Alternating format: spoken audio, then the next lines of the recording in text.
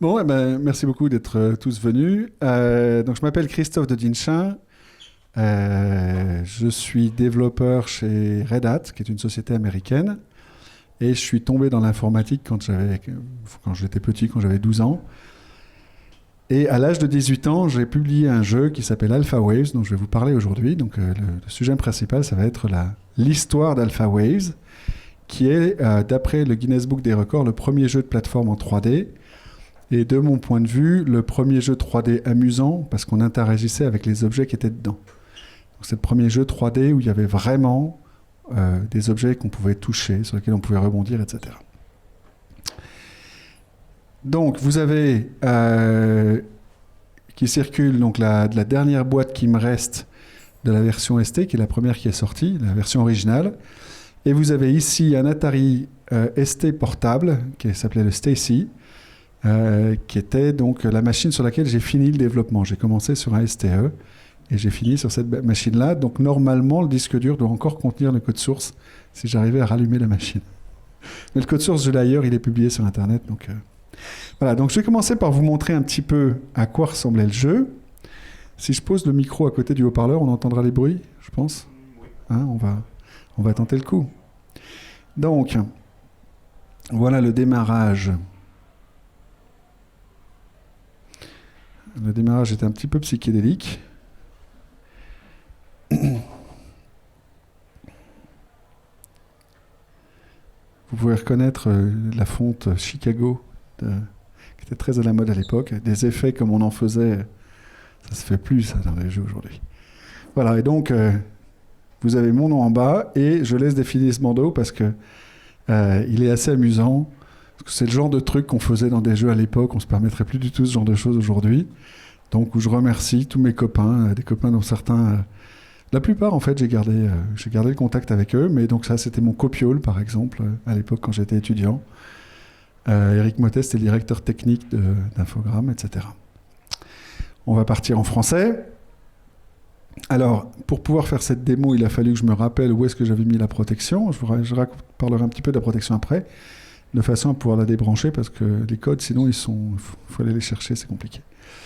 Voilà, donc, c'est un jeu dans lequel, en fait, on rebondit sur des plateformes. Donc, je vous laisse admirer ce superbe bruit. Alors, ce que je vous invite à noter, parce que j'en reparlerai après, donc le jeu est en plein écran, la 3D est en plein écran. Il y a beaucoup d'objets à l'écran pour l'époque, et on est à du 15, entre 15 et 20 images secondes, ce qui pour l'époque était vraiment pas mal. Voilà, donc le but du jeu, en fait, c'est d'explorer un labyrinthe. Donc, je vais vous montrer la carte ici. Où est-ce qu'elle est la carte ? Ah, je l'ai raté, oui, c'est ça. Voilà. Donc en fait, il y a 256 salles différentes, 16 par 16, et c'est une espèce de puzzle en 3D. Donc vous devez vous promener dans ce labyrinthe pour essayer de découvrir les différents trucs. Quand vous avez fait ça, ce que j'ai réussi à faire 2 fois dans ma vie, vous avez à la fin un bonus absolument extraordinaire que je ne vous révélerai pas, il faut tout jouer pour le voir. Mais donc c'est le seul jeu de ma vie que j'ai jamais terminé.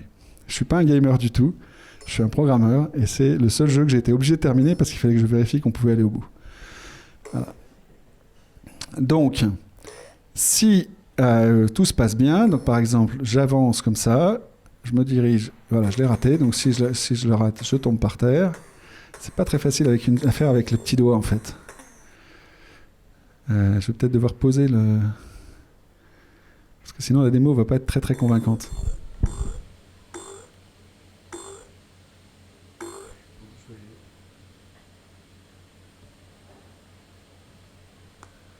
faire une démo un peu plus convaincante, mais je peux pas avoir le micro en même temps.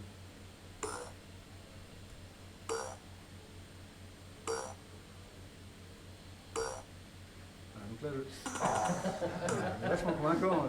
J'ai voulu frimer, voilà. Ça va prendre. Allez. Merci. C'est gentil. C'est vrai que si je mettais l'écran en face de moi, ça m'aiderait aussi. Voilà, donc quand on change de salle, en fait, on se retrouve avec... Chaque salle a un thème de couleur, vous voyez qu'elle a un nom, et on a un temps limité qui défile en haut à droite. Alors sur ce temps limité, il y a une petite histoire rigolote, c'est que Frédéric Reynald, qui a fait le portage PC, a mis dans la version PC un jeu qui avance avec la vitesse du processeur. Donc si vous jouez sur une machine récente, en fait, ça défile tellement vite que c'est complètement injouable. Et donc, il a commenté à plusieurs reprises que c'était la dernière fois qu'il avait fait cette erreur. Il a appris de ce jeu une erreur à ne pas faire quand on développe. Voilà. Alors, je ne vais pas tout vous montrer. Évidemment, le principe, vous avez donc des portes qui permettent de passer dans les autres salles. Certaines portes sont bloquées et les objets tels que ceux que vous avez vus là au milieu vous servent à débloquer et à passer dans une autre salle. Enfin, ouvrir la possibilité d'aller dans une autre salle. Alors, il y a plusieurs mobiles et qui sont utiles dans certains cas pour négocier des choses. Donc ça, c'est un de mes préférés parce qu'il a une petite animation sur le pied et parce qu'en fait, il correspond au thème original du jeu, où dans ma tête, on était un schtroumpf en train de se promener dans la maison de Gargamel. C'est comme ça que je voyais le truc au départ. Et donc là, on reconnaît bien le schtroumpf avec la technologie de l'époque. Voilà. Et puis, si je change... Alors, ça serait amusant aussi si quelqu'un arrive à retrouver quelle est l'origine de ce son.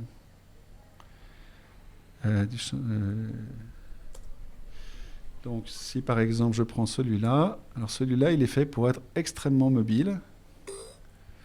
Voyez. Donc, par contre, il avance très, très, très lentement, très, très poussivement. Voilà. Donc, autre particularité amusante de ce jeu, ah ben, vous voyez, j'ai déjà fait un high score. Oui, j'ai oublié le S, c'est pas grave. Autre particularité de ce jeu, c'est aussi, à ma connaissance, le premier jeu 3D de l'histoire à avoir un mode de joueur simultané, qui n'existait que sur Atari ST, parce qu'ils n'ont pas réussi à l'adapter sur les autres plateformes. Donc ça n'existe pas sur le PC, je crois que sur l'Amiga, ça n'existe pas non plus. Et donc, en fait, là, j'ai deux personnes qui interagissent. Et la partie qui est amusante, c'est quand on change de salle. Parce que je me suis payé un petit... Donc là, en fait, si vous regardez l'autre personne, va me voir rebondir. Ah, excusez-moi.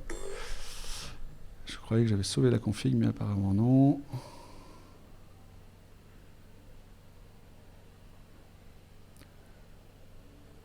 Ah non. C'est pas là que ça va pas. Oui, en fait, il cherche un joystick et un clavier que j'ai pas. Donc bon, c'est pas grave. Donc si on change de salle, en fait, il change la palette de couleurs au milieu de l'écran. Bon, je vais pas le faire, ça va prendre trop de temps. Mais on peut vraiment avoir deux personnes qui se baladent complètement indépendamment dans le labyrinthe. Et il y a des gens qui ont affirmé qu'on pouvait gagner beaucoup plus vite comme ça. Qu'il y avait des façons de jouer en collaboratif qui permettent de gagner beaucoup plus vite. Mais ça, pour le coup, c'est des gens qui ont joué qui me l'ont raconté. Je ne l'ai pas fait, moi. Voilà, donc je vais arrêter là pour l'instant pour la partie démo. Je vais juste montrer une dernière chose quand même pendant qu'on est dans le jeu. Une des contributions majeures de Frédéric Reynald à la version ST, peut-être la seule en fait, c'est ça. C'est-à-dire qu'il trouvait que le jeu n'était pas complètement évident à expliquer. Et donc il a eu l'idée d'avoir ce mode automatique où on a une caméra à côté qui montre... Pardon, ouais. Donc une caméra qui montre comment la caméra se déplace et puis qui montre les touches, l'effet des touches, etc. Et donc il avait trouvé un moyen d'enregistrer tout ça. Et donc il a enregistré un jeu sur le PC. Et donc pour la petite histoire, en fait, le jeu sur le ST se crache au bout d'un temps parce que le timing dans une des salles n'est pas exactement le même entre le PC et le ST. Mais on s'en est pas rendu compte avant de... Il y a plein de petites histoires rigolotes comme ça que j'avais pas du tout prévu de raconter, puis ça me revient en parlant. Voilà, donc on est en fait dans la fin des années 80 et le début des années 90, donc c'est une époque assez formidable pour les jeux. Donc par exemple, le standard de l'époque, c'est Star Glider. Ça a vraiment été une révolution quand on a vu ça, et c'est ça qui m'a inspiré au départ. Mais vous pouvez remarquer que par rapport à Alpha Waves, la zone d'écran, d'affichage, en fait, c'est en gros en surface un tiers de l'écran. Pourquoi ? Simplement parce que ça veut dire qu'il y a moins de mémoire à manipuler.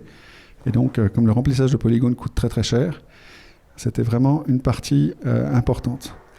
De la même façon, si vous regardez le nombre d'objets qui s'affichent à l'écran par rapport à Alpha Waves, on est bien en dessous. On a en général 3-4 objets.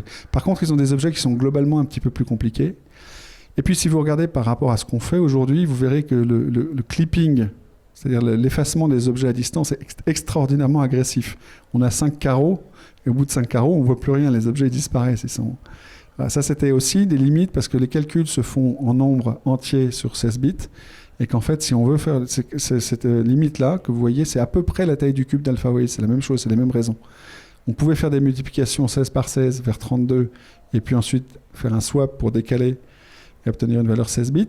Donc ça permettait de faire des multiplications de 16 par 16 assez facilement, mais une multiplication de 32 par 32 sur un 68 000, c'était mortel. Donc on ne le faisait pas. Voilà. Et puis, dans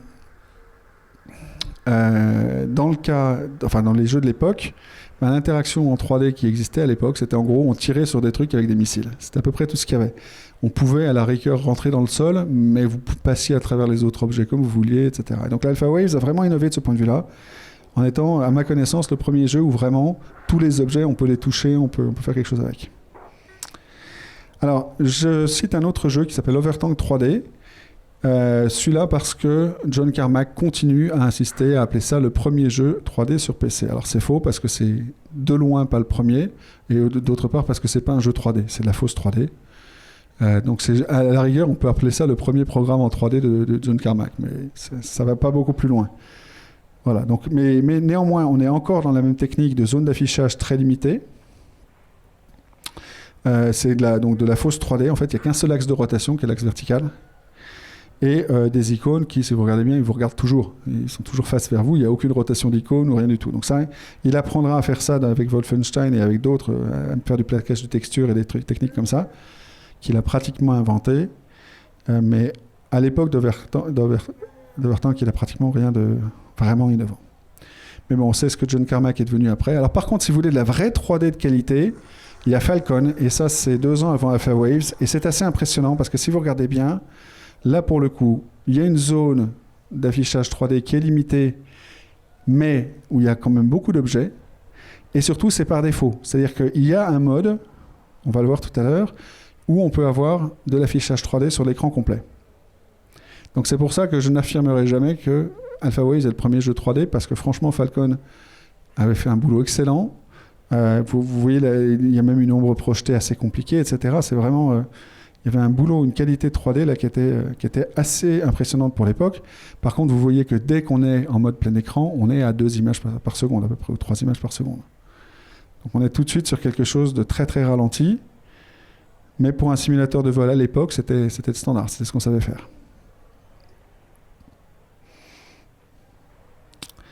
Voilà, alors la place d'AlphaWaves dans l'histoire du jeu vidéo, donc comme je vous ai dit, le premier vrai jeu de plateforme en 3D, donc il est référencé à peu près dans tous les articles sur les jeux de plateforme. Alors comment est-ce que ça a démarré ce truc-là? Qu'est-ce qui m'a donné l'idée? Je vous en ai déjà un petit peu parlé, hein, c'est passé de Starglider au Schtroumpf en gros. Et tout ça, c'est assez largement lié à l'histoire d'Infogrames à l'époque, que j'illustre ici avec ce qui s'appelait le cube informatique, qui était une initiation au BASIC, qui est un des premiers produits qu'Infogrames a fait, et qui vendait encore à l'époque où j'y étais. C'était encore considéré comme un de leurs produits phares à l'époque. Alors, l'effet Starglider, pour moi, ça a été de voir, oh, on a un jeu en face cachée. Alors, je vous présente toute ma petite famille derrière qui vient nous rendre visite. Merci d'être passé. On a un jeu en face cachée sur Atari ST. Donc, le premier truc, c'est, wow, comment ils font ça? Et puis, on avance dans le jeu, mais comment ils font ça, quoi? Là, il y a plein de trucs à l'écran. Bon, à chaque fois, il n'y a qu'un seul triangle et tout ça, mais quand même. Donc, la première question, c'est comment ça marche? Et donc, j'ai passé pas mal de temps à me gratter la tête, à dire comment est-ce qu'on projette de la 3D, et puis à réfléchir. Alors là, à l'époque, j'étais donc élève ingénieur, donc je réfléchissais en élève ingénieur. Alors, sinus, cosinus, matrice de rotation, etc. Et donc, mon premier essai, il devait ressembler à peu près à ça. C'est-à-dire que c'était un cube qui tournait au milieu de l'écran, avec des faces cachées, qui devait tourner à peu près à cette vitesse, avec la différence que je n'ai pas réussi à débrancher suffisamment l'anti-aliasing sur une machine moderne pour que... Là, on voit pas... Moi, c'était que des couleurs pleines, quoi. C'était des... Voilà. Puis, petit à petit, j'ai fini par trouver des trucs pour aller plus vite. Alors, je vais vous parler de ces trucs tout à l'heure. Et puis, des trucs, et des trucs, et des trucs. Et à la fin, je me suis retrouvé avec des démos qui ressemblaient à ça. C'est-à-dire où j'avais des tas de trucs qui bougeaient à l'écran. Et là, je me suis dit, mais j'ai quelque chose. Bon, est-ce que je peux dessiner autre chose que des cubes, par exemple? Mais le projet, il s'appelait Cube au départ, soit dit en passant. Mes copains m'appellent encore des cubes, pour une autre raison, mais c'est un peu lié à ça aussi. Mais donc, c'est là où j'ai commencé à me dire, j'arrive à faire un rendu 3D qui est concurrentiel avec Starglider. Et je vous expliquerai tout à l'heure comment. Alors, à ce stade, il faut que je parle de ma relation avec Infogrames, que je résume ici avec 7000 francs pour un stage sur le projet Cube d'Infogrames. Ma première relation avec Infogrames, c'est d'être allé les voir alors que j'étais, je pense que j'étais en prépa. Je voulais me faire un peu d'argent pour m'acheter un ordinateur. Je rêvais de pouvoir m'acheter un Amiga à l'époque. C'était trop cher pour moi. Et donc, je m'étais dit, je vais aller faire un stage chez Infogrames et avec l'argent que je vais gagner, je vais m'acheter un Amiga. Ils ne voulaient pas de moi comme développeur. Par contre, ils s'étaient entichés à l'époque des systèmes experts. Ils avaient décidé que les systèmes experts, c'était une super chouette idée pour une boutique de jeux. Je ne sais pas ce qui leur était passé par la tête. Et donc, ils m'ont donné un bouquin en anglais et ils m'ont dit, si tu nous traduis ce bouquin en français, on te file un de nos vieux Amiga de dev. Ça sera une machine d'occasion, mais tu auras ton Amiga. On était tous contents, ça m'allait très bien. Je passe mon été à traduire le truc. J'arrive avec ma traduction tout fier et ils me disent, non, finalement, c'était une connerie. Les systèmes experts, on n'en fera jamais. Je peux avoir mon Amiga? Non. Bon, il n'y avait pas de contrat, j'avais 16 ans ou 17 ans à l'époque. Bon, je m'étais fait avoir bien profond et j'étais un peu furieux. Donc, l'année suivante, qu'est-ce que je fais, moi, quand je suis furieux? J'y suis retourné. Je me suis dit, cette fois-ci, ils vont me payer. Mais moi, j'en glanderai pas une. Par contre, je vais essayer d'apprendre le maximum de trucs. C'était un peu mon idée. Mais j'avais quand même préparé un certain nombre de petits machins que je pensais être des démos qui les intéresseraient. Par exemple, il y avait un jeu à l'époque qui s'appelait Time Bandit, que vous voyez un screenshot à l'écran. C'était un scroller horizontal avec un petit jeu d'aventure dedans. Puis il y avait des trucs où je me disais, on peut faire mieux. Et par exemple, j'avais trouvé une façon d'afficher en caractère proportionnel, ce qui à l'époque était considéré comme vachement joli. Et puis il y avait plein des petits détails dans le fonctionnement du jeu où j'avais plusieurs niveaux de parallaxe, donc ça faisait un faux effet 3D, etc. Donc j'avais ce petit moteur avec genre 3 ou 4 tableaux, et j'étais assez fier de ça. Et je pensais que ça allait leur donner envie de m'embaucher comme stagiaire. Bon, en gros, ils ont regardé, ils ont fait « Ouais, ça on a déjà vu, pas très intéressant. » Et puis, au bout d'un temps, je finis par sortir mon prototype de cube qui est à ce stade-là. On se baladait dans un cube, on rebondissait sur des trucs, il y avait un peu de gravité, ça s'arrêtait à peu près là, quoi. Ça n'allait pas très loin. Ils sont allés chercher le directeur technique d'Infogrames, qui s'appelait Eric Motet, et il est resté, franchement, il avait cette tête-là. Il est resté pendant une demi-heure scotché au joystick, à tourner dans tous les sens, en disant, mais c'est quoi ce truc? On peut faire de la 3D en plein air. Enfin, voilà, il était vraiment... Donc, je me dis, mais attends, j'ai peut-être fait un truc, en fait, que même Infogrames, ils ne savent pas faire. Là, je me suis dit, tiens, j'ai peut-être un truc. Alors, ils reviennent. Il va chercher une secrétaire, et il revient avec un contrat sur lequel il y avait écrit littéralement « Monsieur Christophe de Dinchin travaillera pendant 3 mois chez Infogrames en tant que stagiaire, recevra 7000 francs pour travailler sur le projet Cube d'Infogrames. » Vous vous foutez de moi, attendez, j'arrive avec mon code, je vous montre mon truc et vous dites c'est le projet de Cube d'Infogrames. Non, mais c'est un contrat standard, signe, on verra après. Bon, moi j'étais passé à Infogrames l'année d'avant, donc je ne suis pas laissé avoir une deuxième fois. Et donc à partir de là, je me suis dit, je vais protéger mon code, je vais faire gaffe, je ne vais pas leur laisser comme ça. Donc j'ai refusé de signer ça.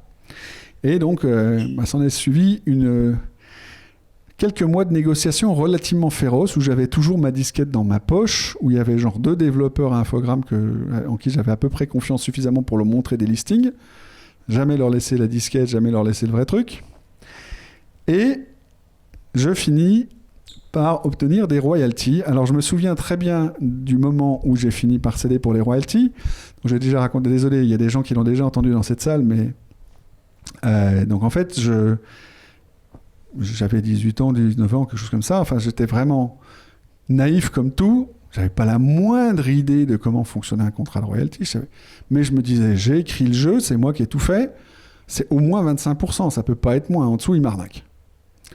À l'époque, Infogrames, il tournait à peu près à 6% de royalty. Donc en fait, on n'était pas au même endroit, mais je le savais pas exactement. Donc on a commencé à négocier. Moi, je suis descendu de 25 à 24, à 23. Bonnel est passé de 6 à 7, à 8, etc. Ça a duré je pense 3 mois, quelque chose comme ça. Où on se voyait une fois par semaine et j'expliquais pourquoi je pensais que j'avais droit à autant de royalties et lui m'expliquait pourquoi c'était pas réaliste et que j'y comprenais rien, etc. Au bout de 3 mois, complètement épuisé, je finis par lâcher le bout de gras à 17%. Mais furieux, absolument furieux. Et là, Bruno Bonnell me dit, écoute, je suis vraiment content. Tu es le premier gars de ton âge que je rencontre qui sait négocier. Hier, j'étais avec un type qui m'a dit en entrant, j'ai pas besoin de beaucoup, bah, c'est ce qu'il a eu. Et je me souviens du rire de Bruno Bonnell. Ah là, il était super content de lui. Et moi, je suis resté là. Mais c'était très surprenant comme environnement. Et donc, mais en tout cas, lui, il était content. Ça ne le dérangeait pas du tout de lâcher 17%, et je vous expliquerai pourquoi après. Donc, je sors de là. Moi, j'étais pas très content. Et à l'époque, en fait, Infogrames, c'était un plateau dans un immeuble à Villeurbanne, avec les bureaux des pontes et des officiels au milieu. Et puis quand on sortait, on avait le plateau avec tous les développeurs. Donc je sors là, en ronchonnant, et évidemment, tous les développeurs me disent « Alors, t'as eu combien ? Je leur dis « J'ai eu 17%. » À peu près sur ce ton-là. Et là, il y a un gros silence. Et je me suis encore plus fait arnaquer que je ne pensais. « T'as eu 2 chiffres avec Bonnell ?» Ben ouais. Je crois qu'il y en a 2 autres qui ont réussi avant. Enfin bon, voilà. Ça n'arrivait jamais, quoi. Donc en fait, j'avais eu un beau taux, mais donc j'étais relativement content après, mais un peu comme l'image ici l'illustre, ça s'est assez mal terminé après. Je vous expliquerai pourquoi. Alors, on va faire un petit détour sur Infogrames à l'époque. J'ai réussi à retrouver cette photo dans un article du Monde de l'époque. Voilà. Donc Infogrames, à cause d'AlphaWays, va lancer une collection New Age qui s'appelle la collection Crystal. Alors c'était assez space quand même. Donc là, vous avez, par exemple, vous avez vu la boîte qui circule, mais là, je vous la montre sur l'écran pour que vous puissiez la regarder. Ça vaut le coup de le lire quand même. Beauty, Evasion, Inner Space, Résonance des abîmes, Deep Meditation, Plénitude. Vous avez fumé la moquette, mais grave, quoi. Et alors l'arrière, c'était la même chose, mais en 3 langues. Alors, ce qui est rigolo, c'est qu'ils n'étaient pas très très forts en traduction. Alors, je vous laisserai regarder à l'occasion. Mais par exemple, les modes... Enfin bon. Voilà. Donc, on sent qu'ils ont perçu qu'il y a quelque chose à vendre, mais ce n'est pas encore très très net. Donc, la collection Crystal, en fait, c'était tous les jeux où ils ne savaient pas... Enfin, ils se sont dit, la 3D, ça va percer. En gros, ça a été ça. Et ils ont, mais vraiment en super rush, commandé 2 autres jeux en pseudo 3D. Et ils ont fait une collection avec ça. Donc AlphaWaves, c'était le premier jeu de la série. Et puis ils ont fait une espèce de Tetris en 3 dimensions qui s'appelait Welltris. Donc ça, c'est complètement de la fausse 3D. C'était juste que les trucs devenaient plus petits en s'éloignant. Et puis vous avez The Light Corridor qui était un casse-brique en 3D sur le même principe. Quand ça s'éloigne, c'est de la fausse 3D. Quand ça s'éloigne, c'est... Donc c'était absolument pas innovant ou quoi que ce soit, mais ils pouvaient mettre étiquette 3D sur tous ces trucs. Sinon, c'était des jeux super bateaux. Alors à l'époque, en fait, le cœur d'Infogrames, c'était, par exemple, un des jeux qui était en développement pendant que moi j'y étais, c'était Draken. Et Draken, je me souviens, il travaillait beaucoup justement sur essayer de donner une espèce de faux effet 3D. Donc tout le monde voyait que la 3D, ça allait venir, mais on ne savait pas vraiment le faire. Et sinon, leur grosse source de revenus, c'était par exemple c'était tout ce qui était licence, donc des adaptations de bandes dessinées, des choses comme ça. Donc là, c'était les Bleus. Ce jeu était aussi en développement pendant que j'étais là-bas. Ou des licences qu'ils allaient reprendre chez d'autres, comme SimCity. Donc ça, c'était le cœur d'Infogrames à l'époque. Alors, là-dessus, je vais vous parler maintenant d'un truc qui s'appelle Continuum. Alors, comment est-ce que j'ai appris que Continuum existait ? Quelques années se passent, donc ça c'était en 90.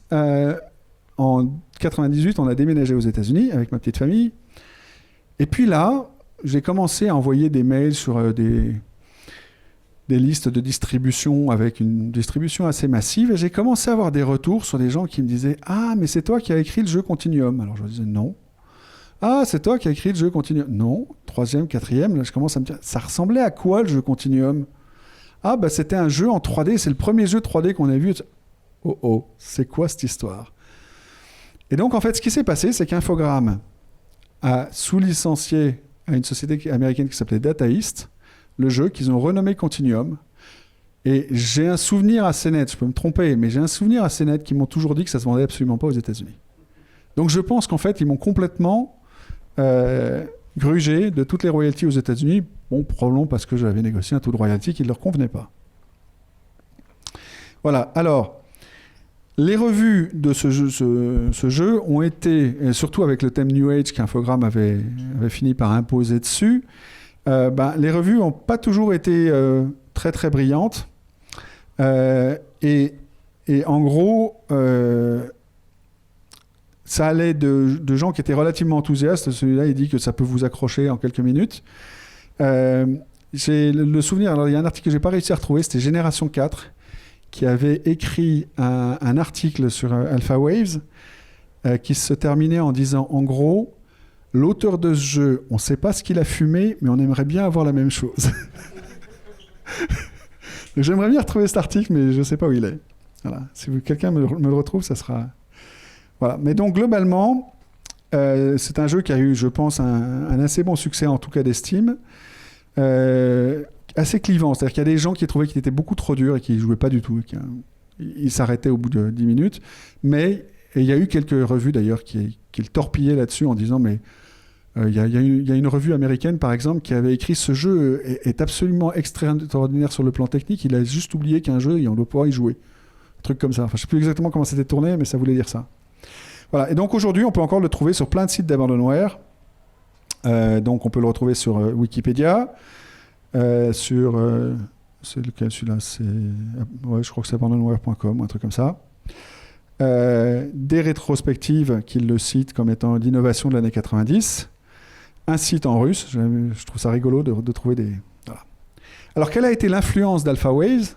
Et une des raisons pour lesquelles, en fait, il est un tout petit peu connu aujourd'hui, c'est parce qu'en fait, c'est le jeu qui a appris la 3D à Infogrames via Frédéric Reynal. Et notamment, un jeu qui s'appelle Alone in the Dark. Donc, qu'est-ce qu'il a fait, Frédéric Reynal ? En fait, quand je suis arrivé, donc je vous ai parlé un peu de cette dispute avec Infogrames, et je voulais pas leur laisser le code source, mais eux, ils voulaient pas s'engager auprès de moi sans savoir à peu près ce que j'avais fait. Et donc, on est arrivé à un compromis qui était qu'ils me donnaient un de leurs développeurs, que je lui montrais le code sur l'écran, c'est-à-dire qu'il n'avait même pas le droit d'avoir la disquette, etc. Je lui montrais le code sur l'écran, il le lisait, et il donnait son avis ensuite à son management en disant « Ok, le code a l'air, on doit pouvoir le porter sur une autre plateforme, etc. » Et en fait, Frédéric Reynal est sorti de là, et ça je l'ai appris après, c'est lui qui me l'a dit après. Il est allé voir ses chefs en disant « Ce jeu, je sais qu'on porte jamais de jeu en assembleur d'une plateforme à une autre, mais ce jeu-là, je peux le porter parce qu'il y a un commentaire par ligne de code. » Et donc il est allé voir en disant « Je peux apprendre la 3D avec ce truc-là et je peux le faire sur un PC. » Et donc c'est comme ça en fait qu'il a appris donc à se servir et qu'il aura l'idée du coup qu'on peut faire de la 3D sur un PC de l'époque. Et donc, comme il avait toujours eu envie de faire un jeu d'horreur, il avait une idée très très précise du jeu qu'il voulait faire. Donc il s'appellera après Alone in the Dark. Et donc le moteur 3D de Alone in the Dark, il est très très inspiré d'Alpha Waves en fait, et ça Frédéric Reynal est le premier à le dire.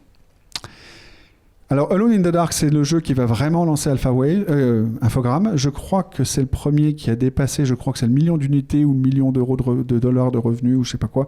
Enfin, il y a 1 million quelque part dedans qu'ils ont cassé avec Alone in the Dark. Et donc, Reynal, il a vu que ça se vendait bien, il est allé voir son chef, il a dit « Je peux avoir une augmente ?» Le chef a dit « Non, parce qu'on ne sait pas si ton prochain jeu il marchera aussi bien. » Donc là, Reynal, il s'est barré, il a créé sa propre boîte, le reste, c'est l'histoire. Donc Alone in the Dark, ça ressemblait à ça. Donc c'était en fait un mix très intéressant dans lequel vous aviez des éléments 3D, donc la voiture qui bouge là, mixés et intégrés dans du texte en 2D. Vous remarquerez, si vous regardez bien, que par exemple, il n'y a jamais de scène où vous voyez un objet 3D changer de direction. Et vous comprendrez tout à l'heure quand je vous explique comment fonctionne Alpha Waves. Parce qu'il y a un truc coûteux dans Alpha Waves, et en fait, si justement ça ne change pas, c'est parce que les objets qu'a fait Reynal sont beaucoup plus compliqués que ceux d'Alpha Waves, il y a beaucoup plus de polygones. Mais du coup, il a fait la contrepartie de ne pas vouloir les faire changer de direction pour éviter, en gros, des multiplications. Donc là, vous voyez, il y a un changement de plan, pouf, on change de direction et on change de... Voilà.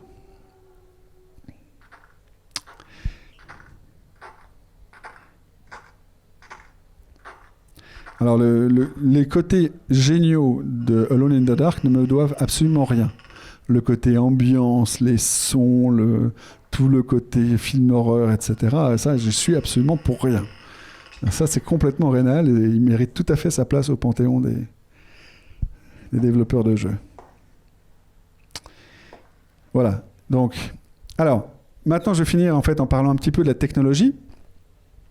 Donc, j'ai pris une photo là de gens qui essaient de réapprendre comment est-ce que les hommes préhistoriques faisaient de la terre cuite, en gros. Voilà. Comment est-ce qu'on fait quelque chose quand on n'a rien? C'était exactement la situation. Alors, les machines de l'époque, qui étaient vraiment considérées comme le top du top, c'était l'Atari ST et l'Amiga. C'est-à-dire que c'était la démocratisation de ce qu'on appelait à l'époque des 32 bits. En fait, c'était des 16, 32 bits. Enfin, c'était compliqué parce que le bus mémoire n'avait pas la taille du processeur et des choses comme ça. Mais donc, ça ressemblait à ça. C'était des machines, je suis sûr que vous les connaissez. Et donc, vous avez une illustration là en rouge, en fait. La quantité de mémoire qui est occupée dans ma mémoire vidéo par ce rectangle rouge, c'est la quantité de mémoire totale d'un Atari ST. Voilà. Et vous voyez aussi le nombre de cycles qu'il fait, et puis bon, le nombre de... Donc Motorola 68000, 8 MHz, 320 par 200 pixels, ça fait pas grand-chose. Et on pouvait afficher 16 couleurs simultanément sur 512. Donc comment est-ce qu'on calcule de la 3D? On va faire comme on fait aujourd'hui. Hein. En fait, pas tout à fait. On dispose d'une puissance carte 3D accélérée avec une belle typo, désolé. Pas du tout. Chaque pixel peut avoir la couleur qu'on choisit.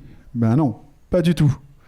On peut adresser les pixels individuellement, ils ne sont pas mélangés avec d'autres pixels dans les mêmes mots mémoire. Non, pas du tout. Le tracé des polygones est accéléré par du matériel bien équipé qui fait ça tout seul. Pas du tout. Le matériel, c'est calculé en virgule flottante au minimum. C'est faire 1,5 plus 1,5 ou des sinus et des cosinus. Non, pas du tout. Ça, c'est le chip qu'il aurait fallu rajouter à l'Atari ST pour le faire. La division est rapide. Non, 158 cycles. Autant dire que on ne pouvait pas en faire beaucoup par seconde. Bon, la multiplication au moins est rapide. Non. La multiplication, c'est 78 cycles. Faut éviter d'en faire si on peut. Et qu'est-ce qu'il nous reste? Il nous reste une addition qui n'est pas trop lente. Ça fait à peu près 4 cycles, une addition. Donc c'est bon. Si on arrive à se débrouiller avec les additions, c'est bon. Donc, en fait, le moteur d'AlphaWaves, il a été redéfini en disant ce qu'il faut que je fasse, c'est faire de la 3D avec que des additions. Idée géniale. Bon, ensuite, il faut le faire. Il faut trouver comment faire. Alors, j'essaie de vous expliquer. Donc déjà, la première étape, quand on fait de la 3D, on a besoin de faire des rotations, donc on a besoin de sinus et de cosinus. Qu'est-ce qu'on va faire? On va précalculer les sinus dans une table, les cosinus, on les décale de 90 degrés, et donc, en fait, le précalcul, c'était un petit programme en basique GFA qui, lui, avait toutes les routines en virgule flottante qui allaient bien, qui me précalculait une table que j'ai mis dans le code source. Et du coup, je fais simplement une addition pour aller récupérer le sinus qui va bien à telle adresse. Donc, je prends l'angle, je fais un modulo qui est en fait un AND pour boucler sur un tour. Et ensuite, je fais une addition et j'ai mon sinus ou mon cosinus comme je veux. Donc ça, c'est facile. Je dirais, entre guillemets, tout le monde savait faire ça. Il faut se rappeler qu'il n'y avait pas Internet, donc vous ne pouvez pas chercher sur Internet à l'époque. C'est des trucs qu'il fallait retrouver tout seul. Donc une fois qu'on a ça, on peut précalculer la rotation d'axe unitaire X, Y, Z. C'est-à-dire que je peux dire, je vais prendre mon axe, je vais faire mes formules de rotation mathématiques, je vais faire mes sinus et mes cosinus comme je vous ai expliqué. Là, je vais bien être obligé de faire quelques multiplications. Alors, pour faire les multiplications, on va se servir d'une astuce. Comme je vous ai dit tout à l'heure, le 68000 est des multiplications sur 16 bits. Donc 16 fois 16 vers 32. Donc, il avait ça en signé et pas signé. Le sinus, c'est signé. Mes coordonnées, j'ai envie qu'elles soient signées aussi. Donc, je fais en fait du 15 fois 15 plus signe, à chaque fois, vers 32 signés. 30 signés, en fait, mais 32. Et ensuite, on décale ça, mais le 68000, il n'a pas de décalage non plus arbitraire. Si je décale 15 fois, ça me coûte 15 fois plus cher que si je décale une fois. Donc, je ne peux pas redécaler ma valeur vers le bas comme je veux. Par contre, j'ai une instruction qui s'appelle swap qui permute la partie haute et basse d'un mot 32 bits. Celle-là, elle me permet de décaler de 16 super vite, mais j'ai perdu un bit de précision. La taille du cube d'AlphaWaves, elle est déterminée par ça. La taille que vous voyez dans comment ça s'appelle Star Glider 2, c'est exactement la même raison, et c'est pour ça qu'on a à peu près la même absence de profondeur, en fait, c'est dû à ça. Donc là, c'est les seules multiplications que je vais faire dans tout le calcul. Une fois que j'ai fait ça, eh bien, je vais avoir un codage des objets qui va ressembler à ça. Donc ça, c'est le petit vaisseau Schtroumpf que vous avez vu tout à l'heure. Alors, là-dedans, vous avez xm1, ça veut dire se déplacer le long d'axe x, moins 1. xp2, c'est se déplacer le long d'axe x deux fois.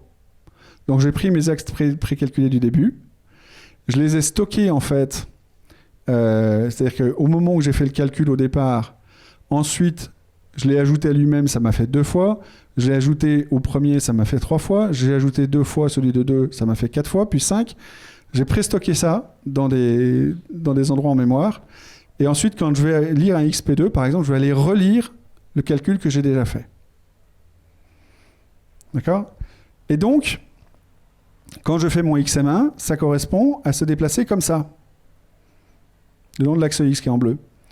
xp2, je vais aller là. Et à chaque fois, je vais stocker les coordonnées du point auquel je suis arrivé. Ensuite, ORI, c'est un truc spécial qui retourne au départ. Ensuite, je vais z plus 5, z moins 4, y moins 1. Alors, le y moins 1, il allait vers le haut. Bon, ça peu importe, c'était pas les mêmes conventions. Et puis ensuite, il y en a un spécial, c'est Go. Alors, j'avais 10 points Go, qui étaient des points, en fait, où je pouvais calculer une position. Donc, par exemple, pour mon Schtroumpf qui s'écrase, là, en fait, il allait calculer la position verticale du pied, qu'il pouvait faire de façon un peu arbitraire. Il l'a calculé en fait, en prenant le point d'avant et puis en le comprimant, en fait, en le multipliant et en comprimant. Donc, il y avait une seule multiplication. Et avec ça, ça me permettait d'avoir des points dans mes objets qui bougeaient de façon un peu arbitraire. Donc là, je vais Go 1, Z moins 1, X plus 1. Voilà, là, je suis en train de créer la partie du milieu du point. Donc, j'ai créé les 4 coins. Ensuite, Go 2, c'est un point qui était à 2 fois celui d'avant. Donc, ça permet d'avoir cet effet d'écrasement, en fait, qu'on a sur le... Et je recommence et je trace la tête. Et donc ça, c'est la description effectivement dans le code source des points qui composent l'espèce de tête de Schtroumpf, enfin, ce que j'ai appelé une tête de Schtroumpf de façon un peu abusive. Voilà. Donc ensuite, après ça, il ne reste plus qu'à relier des points choisis avec les polygones. Alors là, en fait, ma petite femme vous dira que je me suis couché un petit peu tard ce matin parce que j'étais un peu à la bourre pour mes slides, donc j'ai pas eu le temps d'illustrer la partie sur comment est-ce qu'on relie les polygones. Mais en gros, on va faire des triangles entre 3 de ces points. Donc on va dire, je fais un triangle de telle couleur, de tel point à tel point. Alors, pourquoi est-ce qu'on fait des triangles ? À nouveau, vous aviez que 16 couleurs. Donc on ne peut pas faire d'ombrage, on ne peut pas faire de choses compliquées comme ça. Donc en fait, tous les effets d'ombrage, c'était des faux effets, c'était des choix de palette de couleurs, etc., qui permettaient de donner une fausse impression d'ombrage comme ça. Voilà. C'est à peu près tout pour la partie technique. Donc en gros, c'est fini. Maintenant, je vais laisser du temps pour les questions. Mais je vous mets ce petit QR code, je vous invite à le scanner juste pour me faire un peu de pub. Parce qu'il y a 32 ans, j'ai démarré AlphaWays, j'ai rencontré ma femme, mais j'ai démarré un autre truc, j'ai démarré un roman de science-fiction que j'ai fini la semaine dernière. Voilà, donc j'ai mis 32 ans à le faire. Donc il est publié sur Amazon maintenant, donc si vous avez envie de scanner ça, voilà, ça, je me fais un peu de pub. Si vous avez des questions. Moi j'en ai une. Je pense que tout le monde se pose la question par rapport au contrat d'AlphaWays. Est-ce que vous avez négocié un Amiga en même temps ? Alors, justement, ça a été un peu une erreur de ma part, c'est-à-dire que une des erreurs de négociation que j'ai faites avec Bruno Bonnet, c'est que je lui ai dit à peu près ce que j'avais envie de faire avec. Et du coup, j'avais un peu upgradé, parce qu'avec mes 25% de royalties, etc., je lui avais dit j'ai envie d'acheter un Next. Donc, il savait que je voulais toucher, à l'époque, ça faisait à peu près 100 000 francs. Voilà. Le problème, c'est que j'ai rencontré ma femme. Alors, ça n'a pas coûté tout à fait 100 000 francs, mais en fait, j'ai acheté un truc qui a duré plus longtemps. Tu peux montrer ta bague de fiançailles, s'il te plaît ? Voilà. Donc, au final, j'ai acheté la bague de fiançailles. Du coup, j'ai pas pu acheter le Next, j'avais plus assez d'argent. Et j'ai payé mes études avec aussi. Alors, il y a une petite histoire rigolote pour ça, c'est que, en fait, j'étais assez fier du coup de pouvoir payer mes études, ma nourriture, etc., tout seul, comme un grand. Sauf que Infogrames m'a vraiment payé au lance-pierre. C'était des lettres recommandées avec accusé de réception à chaque fois pour obtenir le moindre paiement, etc. Et au bout d'un temps, ils ont fini par m'expliquer, non, c'est bon, là, le jeu ne se vend plus, il n'y a plus de royalties, etc. Et donc, je me souviens, j'ai appelé mon papa en lui disant, écoute, dans 3 mois, j'ai plus de sous. Dans 2 mois, j'ai plus de sous. Dans 1 mois, j'ai plus de sous. Et puis finalement, je l'ai appelé en disant, écoute, j'ai plus de sous, papa, est-ce que tu peux m'en donner un peu? Et là, il m'a dit, ah bon, quoi? Il n'avait pas du tout enregistré. Voilà. Donc, du coup, j'ai pas acheté d'Amiga. J'en ai acheté un, enfin, j'en ai récupéré un après dans la collection d'ordinateurs, mais à l'époque, j'en ai pas eu. Voilà. Alors du coup, moi j'en ai une. Il y a quelque chose dont on n'a pas entendu parler, ça, dans les slides, c'est même si j'ai conscience que ça doit être difficile à chiffrer, ça a pris combien de temps de faire AlphaWays? Alors, ça m'a pris en gros 1 an et demi, je dirais. Je peux le tabler à cause du moment où j'ai eu mon Atari ST et du moment où ça a été réalisé. Entre les deux, il y a eu moins d'1 an et demi. Je sais que j'ai pas fait que AlphaWays dans le temps.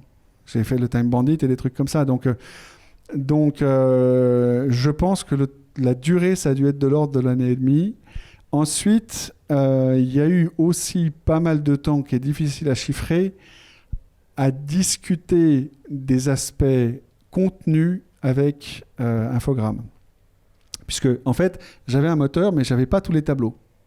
Ensuite, j'ai commencé à faire les tableaux. Et c'est là où Infogrames s'en est mêlé d'un point de vue créatif, en disant, on veut que ces tableaux-là, ça soit de l'action. On veut que ces tableaux-là, ça soit de l'émotion. On veut que ces tableaux-là, ça soit de la relaxation, etc. Et pour mettre dans ce mode-là, ils avaient un graphiste dont le seul rôle était de me définir la palette de couleurs de chacun des tableaux. Donc, moi, j'avais la palette de couleurs et je devais faire un tableau qui allait avec la palette de couleurs et avec le thème de la zone. Alors, pourquoi est-ce qu'il y a eu des disputes? Parce que je leur avais dit, bon, moi, je vous donne juste une règle, l'ombre par terre, sur laquelle on rebondit, j'aimerais bien qu'elle soit noire. Et le nord, pour pouvoir s'orienter dans le grand tableau, il fallait savoir où était le nord, en gros. Et donc, le nord est en rouge et les autres sont dessinés en vert. Donc, j'avais 3 couleurs imposées, le noir, le rouge et le vert, qui étaient les 3 premières de la palette. J'aurais dit, celles-là, vous ne les touchez pas, s'il vous plaît, ou vous faites des variations de rouge, si vous voulez, des variations de vert, etc. Mais évidemment, non, ça, c'était trop compliqué. Donc, il y a des salles où l'ombre est blanche. Il y a des salles où... Mais bon. Et l'autre aspect où ils ont eu une contribution aussi qui a pris un petit peu de temps, ça a été la musique. Beaucoup de gens se souviennent de jeux à cause de la musique, qui a été composé par un type qui s'appelle Frédéric Manson, qui ensuite a fait un groupe dont certains vieux peuvent se souvenir, qui s'appelle Le Voyage de Noz. Et en fait, donc c'était le lead de ce groupe. Et la musique est assez extraordinaire. Alors malheureusement, il y a une histoire sur la musique aussi. C'est que donc l'Atari ST n'avait pas la possibilité de jouer de la musique de qualité comme ça. Et en fait, c'était l'époque où Infogrames découvrait la Adlib, je crois. Et en gros, on pouvait commencer à faire de la musique sur certains PC. Ça commençait à devenir un peu standard. Et donc, il s'était vraiment lâché. Et il a fait un truc de synthé qui était vraiment pas mal. Et puis ensuite, il a en gros downsamplé ça. Et les versions Amiga et Atari on rejoue à l'échantillonnage certains des trucs. Mais pour l'Atari, comme il n'y avait qu'une seule façon de lire la musique, c'était sous interruption, que c'était très très intensif en termes de CPU, sur l'Atari, on ne pouvait pas jouer la musique pendant qu'on jouait. Donc la musique ne se joue que pendant les tableaux d'accueil, etc. Ce qui est un peu dommage, parce que les musiques étaient vraiment... Il y avait des musiques par tableau, etc. C'était bien fait. Donc la musique sur Atari ST, elle occupait la 2e phase de la disquette. Parce que c'est comme ça qu'on faisait à l'époque. Les 520 ST qui avaient 512 K de mémoire, ils avaient un lecteur simple face. Les 1024 qui avaient 1 méga de mémoire, ils avaient un lecteur double face. Ça tombait bien. Si j'avais 1 méga de mémoire, je chargeais la 2e phase de la disquette et je jouais la musique. J'ai codé ça avec les pieds. J'ai pas pensé au cas où quelqu'un aurait l'idée rigolote de faire des économies et de distribuer des disquettes avec une seule face. Parce qu'en fait, la disquette, pour que ça marche sur les ST simples, la disquette était identifiée pour l'OS comme simple face. Moi, je savais qu'elle était double face, mais elle était identifiée comme simple face. Un jour, bien des années plus tard, enfin 2 ans plus tard, Infogrames se dit « Oh, tiens, c'est chouette, on va commencer à livrer ce jeu avec des magazines. » Il y a des gens ici qui l'ont découvert via des magazines. Mais pour faire des économies, ils l'ont copié en simple face, puisque c'était marqué simple face pour l'OS. Et donc, le jeu crachait sur les ST. Les 1040. Donc, ils avaient rajouté, ils avaient vu que ça crachait. Donc Génération 4 a distribué ma disquette d'AlphaWaves en disant ce jeu ne marche pas bien sur les 1040 ST, il se crache. Vous devez utiliser d'abord le petit utilitaire qu'on a copié sur la disquette qui permet de réduire la mémoire à 512 MB. Je leur ai pété une lettre en droit de réponse en disant j'ai écrit ce jeu, il marche très bien, si vous aviez copié la deuxième phase de la disquette, ça marcherait. Évidemment, ils n'ont jamais publié. Mais voilà, donc c'est là. Marie, tu as une question?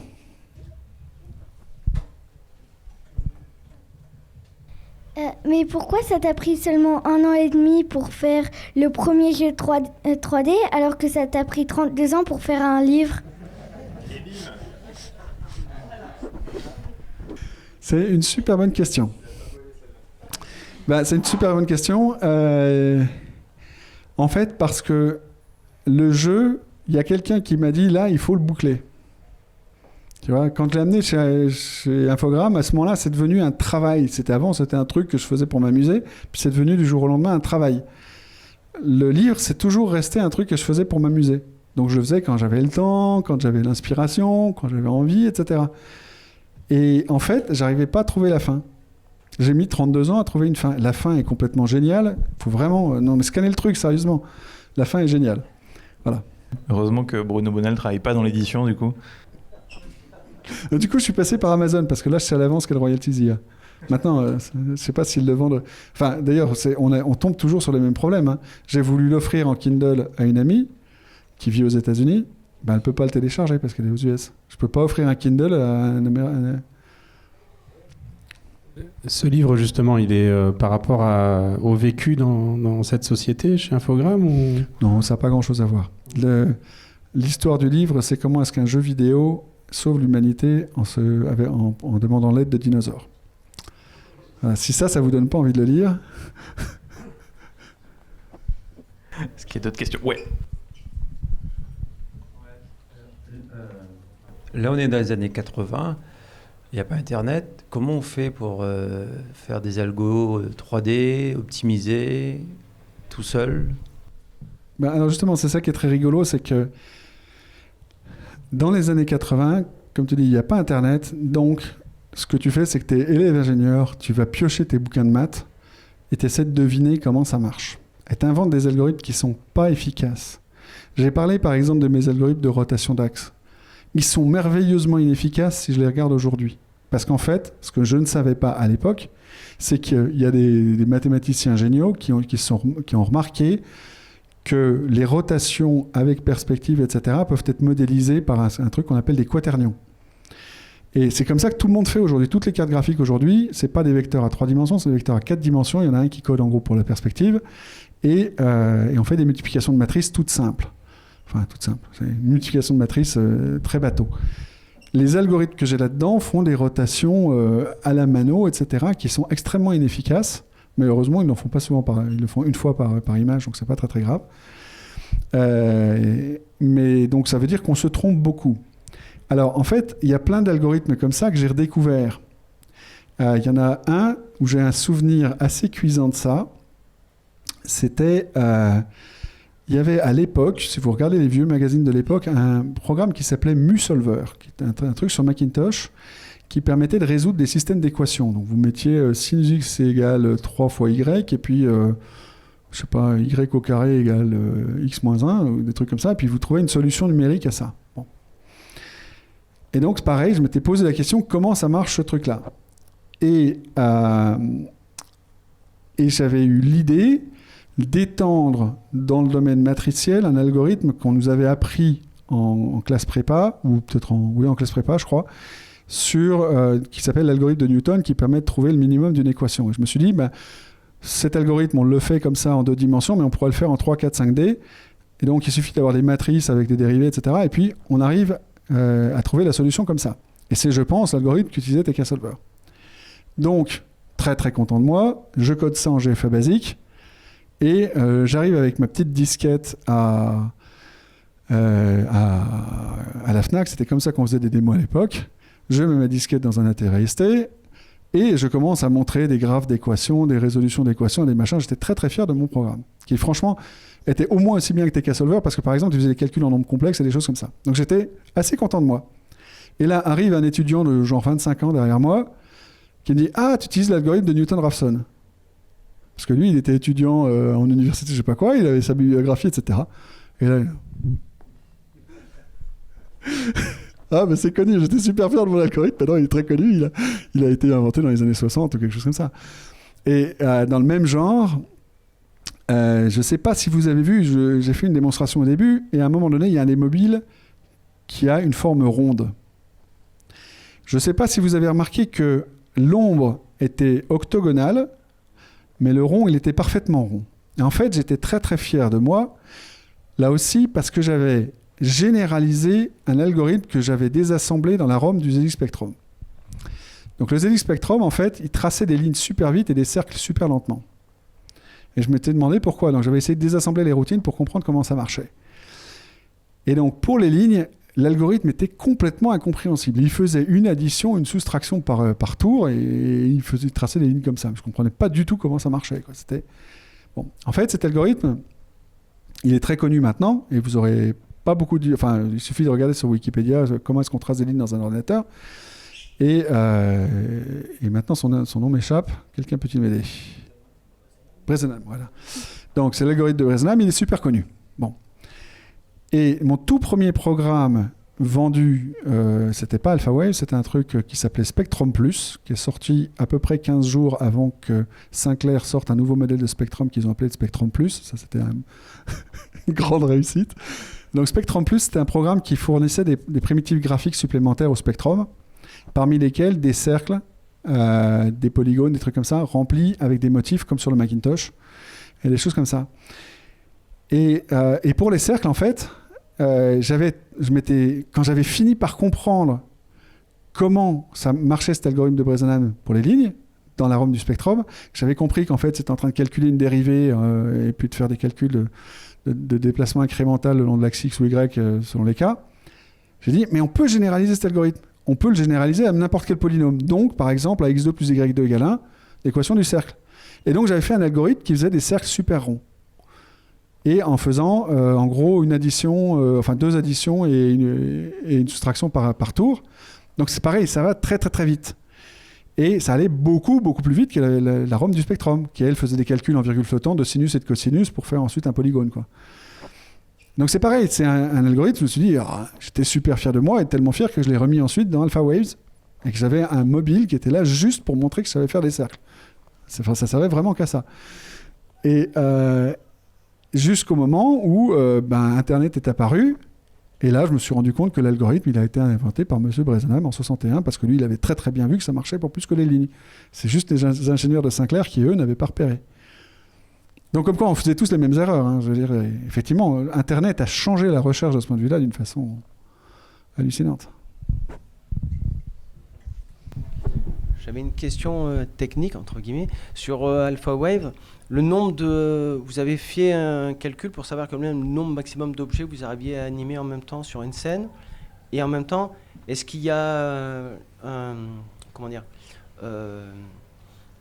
comment expliquer ma question? Une compensation de temps ou un truc comme ça? Oui, voilà. C'est-à-dire que si vous voyez que ça ralentissait trop, vous éliminez certains objets ou vous simplifiez Alors non, justement, comme les salles sont connues à l'avance, en fait, toutes les salles sont conçues pour que quand on va les voir dans un... J'avais en fait un bouton spécial dans le mode de développement qui me permettait d'aller positionner le mobile dans un coin de la salle pour être sûr que je voyais toute la salle et de pouvoir voir que ça fonctionnait à une vitesse convenable dans ce cas-là.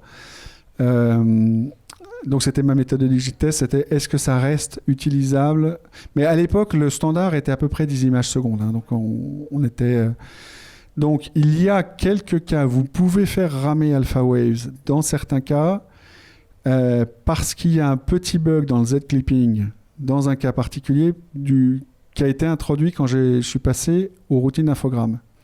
Alors là, il y a une petite histoire là-dessus, c'est que Infogrames, en fait, quand il décidait de porter des jeux, il s'était mis à avoir une librairie réutilisable de trucs standards, comme tracer des polygones, afficher du texte, jouer du son, enfin tous ces trucs-là, ils avaient des librairies standards avec la même interface pour l'Amiga, pour l'Atari ST, pour le PC, etc. Et donc, si on voulait avoir un jeu chez eux, ils nous demandaient de basculer vers leur routine. Alors moi, j'étais tellement fier de mes routines de polygone, j'étais persuadé que ça allait aller plus lentement quand j'utiliserais les routines d'infogrammes. Et en fait, elles étaient 10% plus rapides que les miennes. Ça m'a beaucoup, beaucoup énervé à l'époque. Je me souviens, c'était... Donc j'ai regardé pourquoi elles étaient plus rapides. Et elles étaient plus rapides parce qu'elles faisaient du code automodifiant d'une façon absolument dégueulasse. Genre en surchargeant la pile ou une connerie comme ça. Enfin, un truc vraiment bien, bien sale. Oui, c'est ça. Elle poussait du code dans la pile et elle exécutait dans la pile. Une connerie comme ça. Enfin, un truc mais absolument morbide. Qui, du coup, dès que j'ai vu ce code-là, j'ai dit ça marche pas sur TT. Donc j'ai pris mon jeu dans la version avec les routines d'infogramme. Je suis allé, pareil, à la Fnac pour le faire tourner sur un TT et poum. Infogramme, votre routine, elle marche pas sur TT, j'en veux pas. Je la réécris. Donc, j'ai commencé à réfléchir comment est-ce que je peux faire. Et donc, là, j'ai encore réinventé un algorithme connu qui s'appelle le Duff's Device, qui est en gros de sauter, d'avoir une boucle et vous sautez au milieu de la boucle. Et ça, pour le coup, on peut le faire sans automodifier quoi que ce soit. Et j'ai regagné 10% par rapport à eux parce que du coup, j'avais pas besoin de faire des écritures en mémoire pour faire ce truc-là. Ça marchait avec juste un saut indirect. Et donc, j'étais encore plus rapide qu'eux. Donc, je suis arrivé en disant ça marche sur TT et ça va plus vite que vous. Est-ce qu'il y a d'autres questions ? S'il n'y a pas d'autres questions, je pense qu'on peut remercier Christophe d'être venu.